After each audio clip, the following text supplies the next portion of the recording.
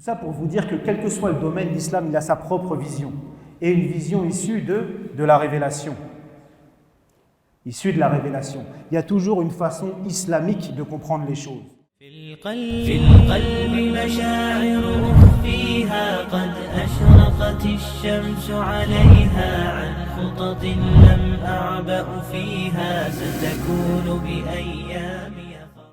L'islam a sa propre compréhension, ses propres références. Laissez-moi vous conseiller une approche, quel que soit le domaine concerné. Parce que l'islam a sa propre vision. Il a sa propre conception des choses, la conception islamique. L'homme, la femme, la société, la famille, l'engagement, tout.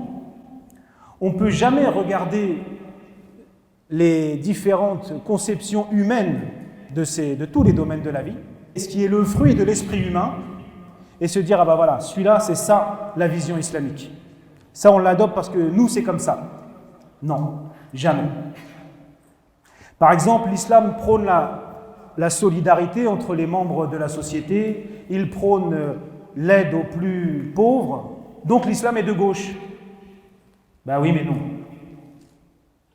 L'islam encourage le travail, reconnaît le mérite individuel, le mérite des efforts. L'islam reconnaît le droit à la propriété privée. L'islam reconnaît qu'il y a des riches et des pauvres, que c'est l'ordre des choses, c'est comme ça. Donc l'islam est de droite.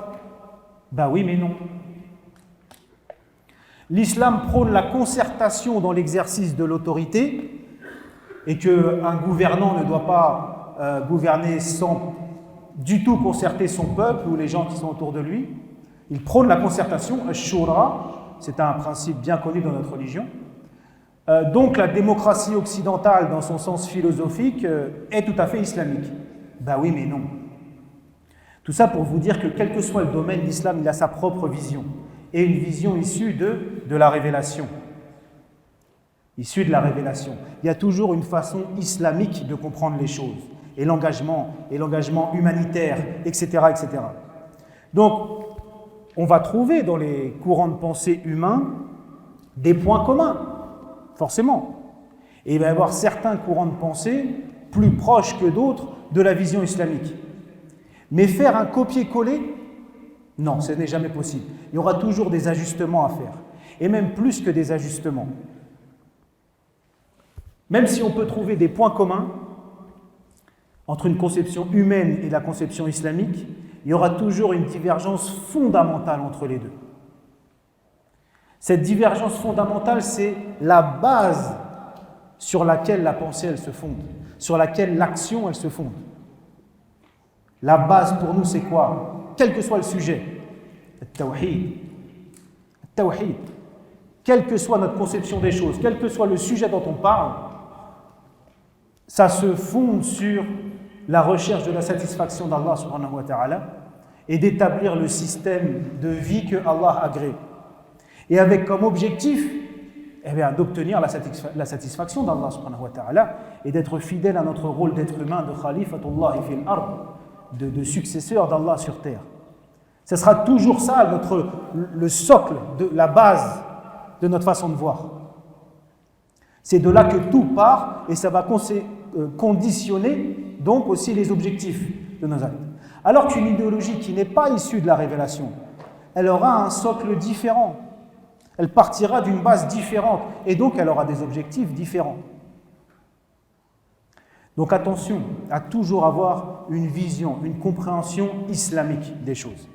Et de dire cela, ça n'empêche pas que parfois on peut collaborer avec les non-musulmans dans une action en se basant sur nos points communs. Oui, on va avoir des divergences de fond, etc. Mais on peut, en se fondant sur ce qui nous rapproche, on pourra s'associer avec des non-musulmans dans des actions. Ça ne veut pas dire qu'on se coupe d'eux. On a l'exemple du prophète sallallahu alayhi wa sallam qui avait été appelé, qui avait participé à Hilf al-Fudul lors de la Jahiliya, avant d'avoir la révélation.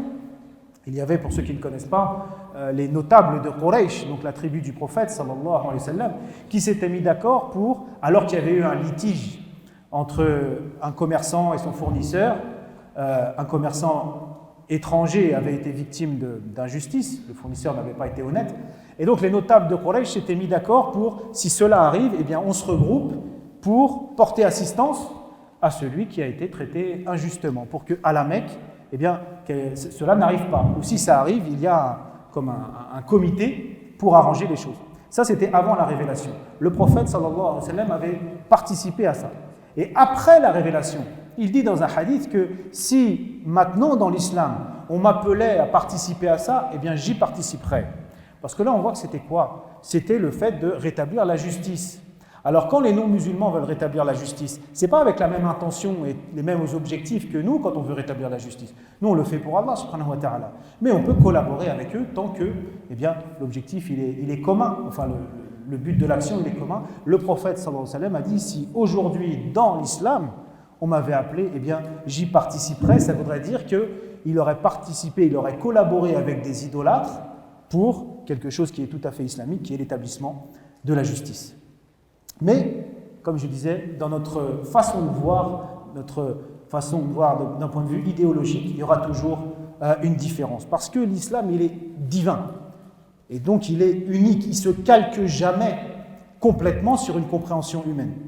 Et bon, pour la conception de la femme, c'est pareil. Pour la conception de la